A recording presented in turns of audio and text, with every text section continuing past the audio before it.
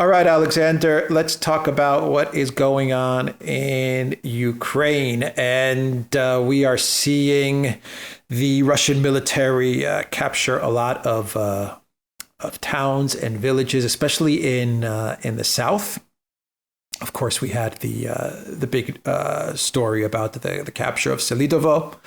But it does look like with each passing day, the Russian military is capturing two, three, four towns or villages or areas in Donbass.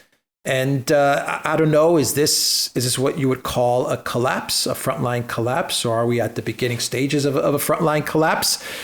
You also have the situation in the north, which is also not looking good for the Ukraine military. And then you go further north into Russia, and you have the debacle that is Kursk. But it does look like NATO and Ukraine, they are in South Korea. They are trying to spin the narrative that the debacle in Kursk is going to be a result of the North Korean military moving in. So it looks like from an optics narrative standpoint, they continue to focus on Kursk. Obviously, it's going very poorly for the Ukraine military in Kursk, but at least they're creating the narrative, which will explain the defeat in Kursk.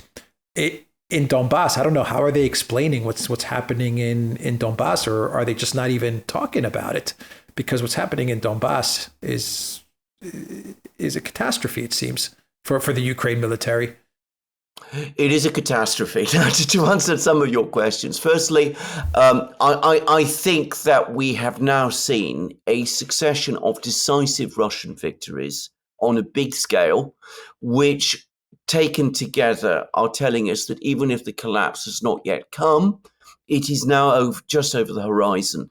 There was an article in, I think it was Asia Times, which said that the condition of the Ukrainian army now is similar to that of the German army in January 1945.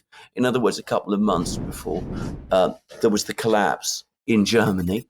And I don't think that is that far wrong. I mean, we've probably still got a couple of months to go, but things are turning very, very bad indeed. And we'll discuss the fronts in a moment in a little bit more detail, but there is a major disaster on the southern front lines. There is a slow motion disaster on the northern front lines.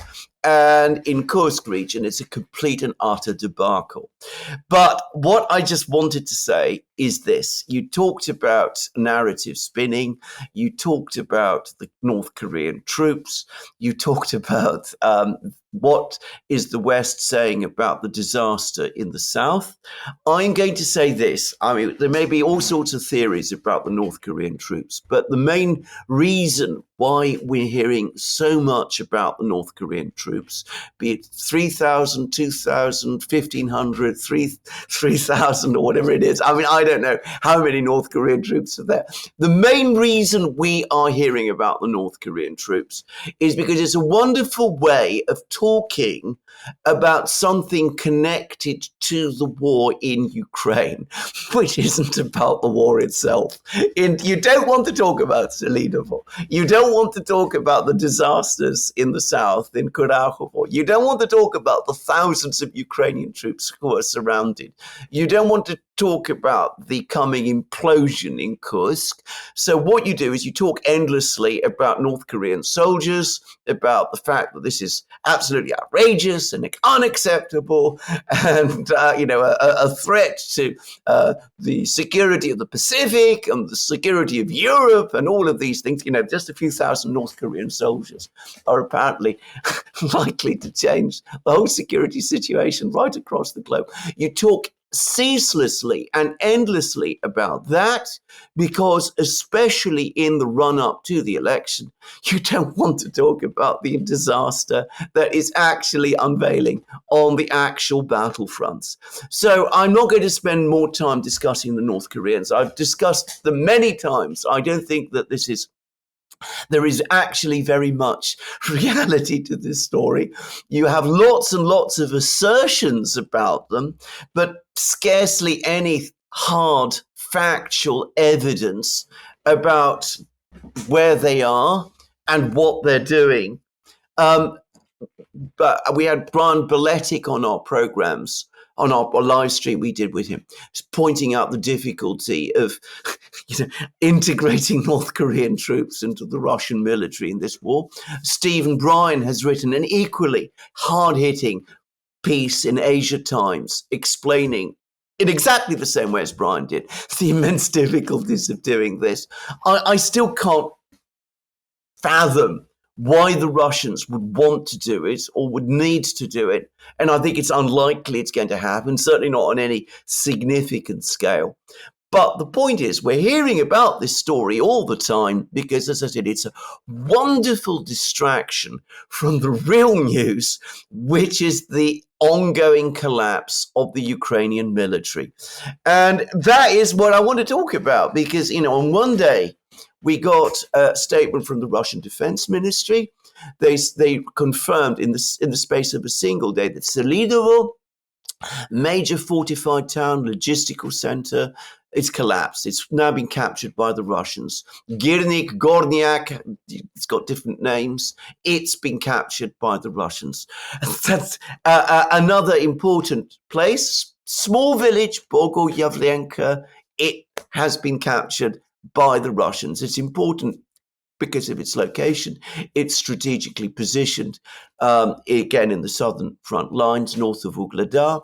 Another important village, Katerinovka, also captured by the Russians. The Russian Defense Ministry is now publicizing reports of the capture of villages like this and towns like this. Girnik and Selidovo were both significant towns. I mean, Girnik about twice the size of Suja in the Kursk region, to give an example. Selidovo much bigger, and important places. They're all falling one after the other in quick succession. The Ukrainian army is being smashed right across southern Donbass. The Russians are said to be close to launching an offensive towards the Dnieper. The Ukrainians are worried that the Russians might move all the way west and might attack the two big industrial cities of the Dnieper, of Zaporozhye and Dnipro. So it's a story of disaster. There's almost certainly in the next couple of weeks going to be a storming operation on Pokrovsk further north. Another town called Kurakovo further south is on the brink of being encircled as well. Thousands of Ukrainian soldiers apparently are being tracked and hunted across the steppes with their units falling apart because Ukrainian lines are falling apart. This is a battle that is going disastrously wrong for the Ukrainians. You don't talk about it. You don't talk about Selidovo or any of these other places in the media. You talk about the North Koreans instead. And further north, it's slower. The landscape is different. The Ukrainians still have forces there. They're still defending in places like Chasiv Yar and Toretsk, but they're being ground down there as well. And in the Kursk pocket, even the media in the West admits it's shrunk to about half its former size. It looks like it's in very real risk of being cut off and the Ukrainian troops there being completely encircled. It looks like an absolute disaster. Zelensky continues to send all the reinforcements he has, all the equipment that he has to Kursk, rather than address the problem of the disaster further south. And again, you don't want to talk about the terrible mistakes that the Ukrainians have made and the folly of the Kursk operation. You say it's all down to the North Koreans instead. How are the collective West leaders seeing the situation? The European leaders, the U.S. Leadership, the Biden White House, I don't know, Sullivan, Blinken, I don't know. How are they looking at this, Austin? Because when they come out with narratives like Kursk and North Korea, and they say that the fact that North Korean troops are going to be in Kursk, which is Russia, basically they're saying that North Korean troops are going to be in Russia, whatever. When they say stuff like this, and they say this shows Russia's desperation, I always look at it as their projection, right? Confession through projection. And when they say that this shows Russia's desperation, what they're really saying is this proves our desperation, because we have to come up with these types of ridiculous narratives of 3,000 North Korean troops are going to make the difference in Kursk, because what's really going on is Kursk is a catastrophe, a debacle. It's collapsing. Ukraine continues to feed more and more military and material into Kursk to try and hold on to Kursk, and it's falling apart. And Kursk is important from a media standpoint, because it's the foundation that Zelensky built his victory plan on top of. He built it on top of Kursk. His whole victory plan is an offshoot of his big Kursk incursion. And if that crumbles, well then, his whole victory plan and long-range missiles and NATO membership, all of that just falls apart. But they also see the situation in the south, in Donbass, and they see the situation in areas like Selidovo and what's going to happen in Donetsk and Pokrovsk and all these areas. And they have to be coming to the conclusion that the situation all across the front lines is falling apart for the Ukraine military. We may not want to talk about it, but reality is reality, and sooner or later, they're going to have to talk about it. The media is going to have to pick up these stories that are coming out of Selidovo, that are going to come out of Donetsk, that came out of Ugledar. They're going to have to talk about it. They're not going to be able to hide it any further. So, I'm just trying to, I guess my question is, aren't they seeing all of this? Are they making any moves? Are they doing anything about it? Or have we just gotten to the point where European leaders, US leaders, Sullivan, Blinken, they've just come to the conclusion, you know what? Who cares? Just give them some money. Let the whole thing collapse. Let there be chaos. Let someone else deal with it. The Europeans are not going to be able to do that, but the Americans can do that. At least Sullivan and Blinken and Austin can do that. But Ursula and Schultz, Annalena, all these people, the Europeans, Macron, they're not going to be able to just ignore everything that's happening in Europe. How do you think they're looking at things? You're absolutely right. And you're absolutely right to draw the distinction between the Americans and the Europeans. I mean, the word desperation, which, as you correctly said, was attributed to Putin, but actually is a mirror imaging of what the Europeans feel. The word desperation was used by Mark Rutte, who is the new Secretary General of NATO. And it does reflect exactly what the Europeans feel. In fact, just a couple of days ago, there was a big Financial Times article about how the Europeans are scrambling, trying to find some way to hold Project Ukraine together, trying to find, apparently there's informal meetings going on all the time. Ursula is meeting with the ambassadors of the EU member states. There's all kinds of hushed discussions. There's plans about loans to Ukraine. By the way, and contrary to some reports, there's been no agreement about loans to Ukraine. I saw some reports that said that the $50 billion loan to Ukraine has been approved. I mean, it's been approved in theory, but none of the details have been worked out. Everything is caught up and snared up. And if you actually go through the Financial Times article, well, of course, it's all attributed to Donald Trump. Donald Trump is the person who's going to pull the plug on Project Ukraine. But if you actually read the article carefully, it's sort of acknowledged that actually it isn't just Donald Trump. The Americans are now seriously thinking of walking away. Even a Harris presidency would not be as committed to Ukraine as the previous Biden administration has been. And that the Europeans ultimately cannot do anything without the Americans. And the Americans are losing interest because the Americans can walk away. They are an ocean and a continent away. What goes on in Ukraine doesn't impact directly on them in the same way that it does for the Europeans. Ultimately, if Ukraine collapses, it is a massive political disaster for the leaderships of the various European countries. But for the United States, well, in January, Biden will be gone. Sullivan and Blinken and all that crowd will be off doing other things. They'll no doubt have their prestigious positions in the NGOs and think tanks and universities and all of that. They'll be all right. The new president, whoever that is, will have lots of other things to deal with in the United States, around the world. United States will remain a global superpower. The European countries will still be tied to it because they have nowhere else to go now. The Europeans, however, will be in a disastrous position. They will be in an awful position.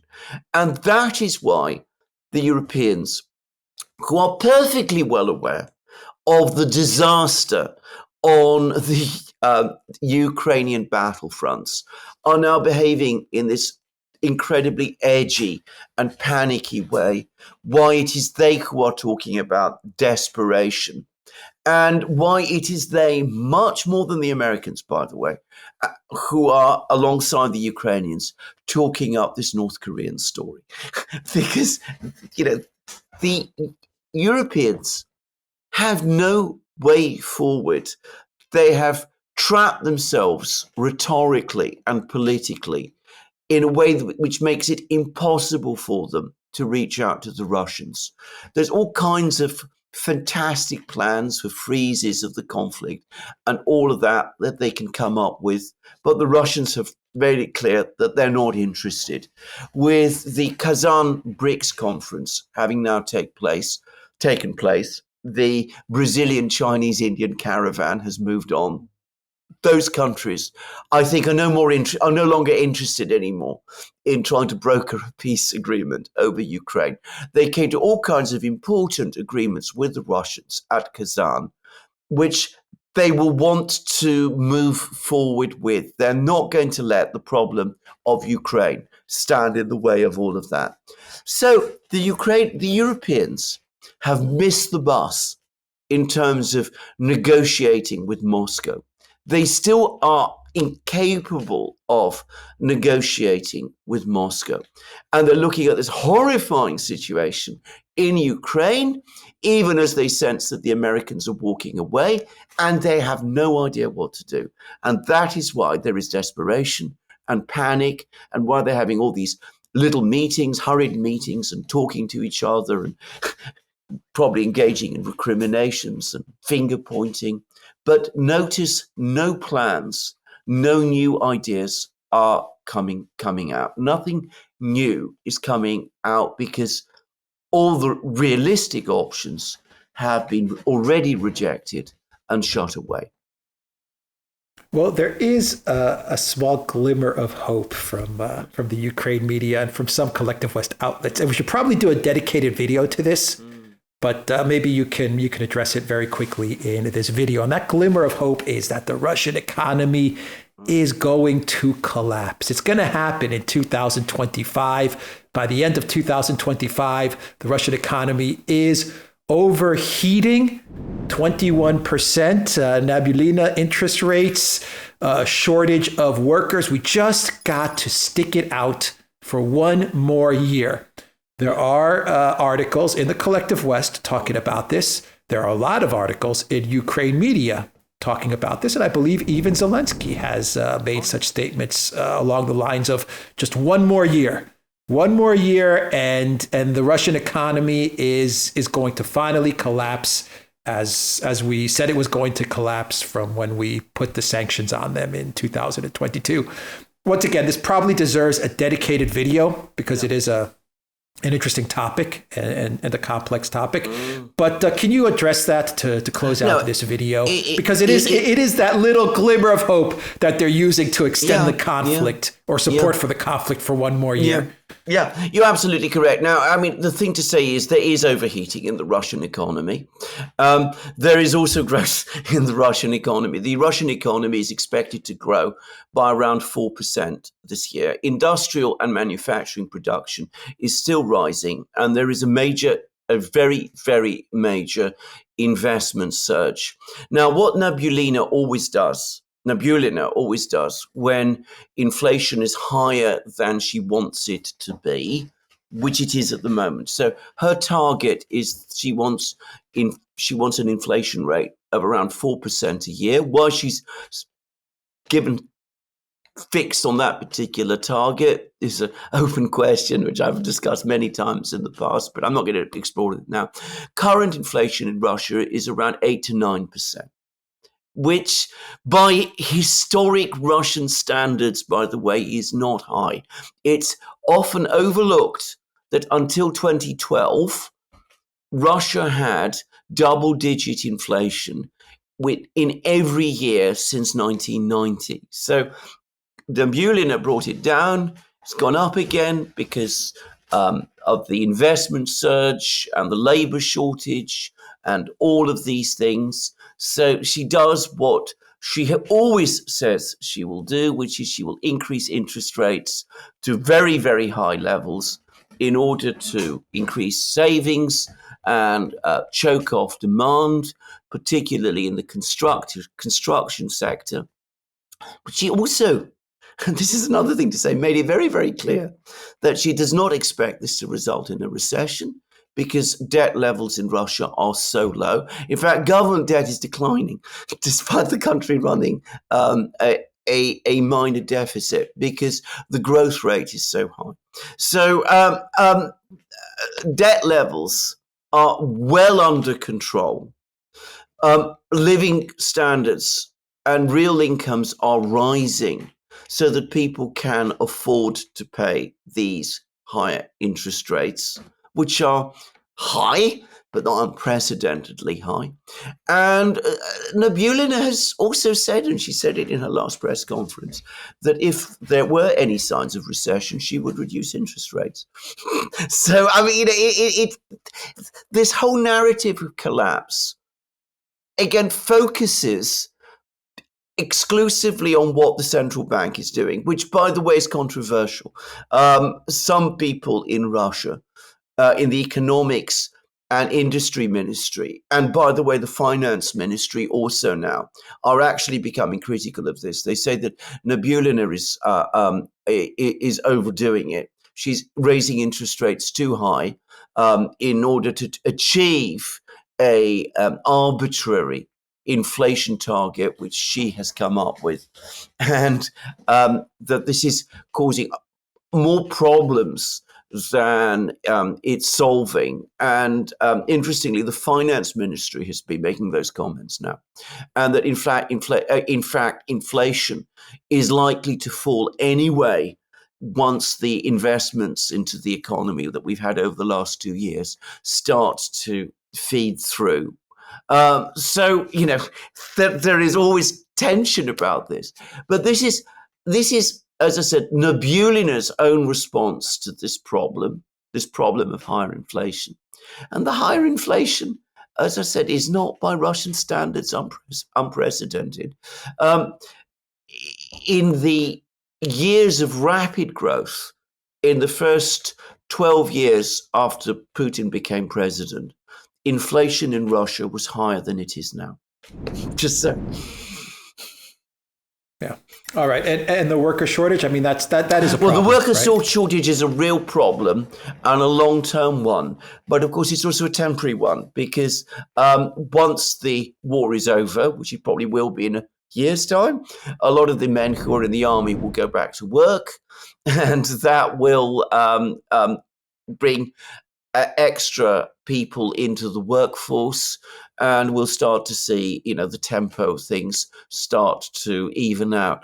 Putin is also saying that when that happens, the government will be able to slow down spending increases, which are playing a certain role in the inflation push. But bear in mind, a lot of the claims about the Russian budget, are wrong as well. But we'll discuss that in more detail later. Suffice to say that Russia is not running a major deficit. On the contrary, its budget is almost in balance, and it's also planning a major tax reform, which will probably start in to crank in later in a few months' time, which will also probably dampen inflation as well. Just to say. In other words, don't expect the Russian economy to collapse by the end of 2025. Yeah, don't bet on that. Yeah. Well, can I say, by now, people ought to be able to see this story through this story. How many times have we've been hearing about, the Russian economy being on the state of collapse? I remember, was it about a year ago, 2 years ago, there was a sharp increase in the budget deficit in, I think it was January 2023. Oh, there's going to be a budget crisis. Russia's about to run out of money. Russia is bursting with money. There's, if anything, too much of it. That's why there is. That's why there's a bit more inflation than there should be. But it's not a fundamental problem, and it's certainly not going to help Ukraine or lead to a collapse. And by the way, there was a big article in the Washington Post which basically said as much. Yeah. All right. We will end the video there. The Duran.locals.com. We are on Rumble, Odyssey, BitChute, Telegram, Rockfin, and Twitter X. And go to the Duran shop. Pick up some merch like what we are wearing in this video. 20% off. Use the code October20. That is October20. The link to the Duran shop is in the description box down below. Take care.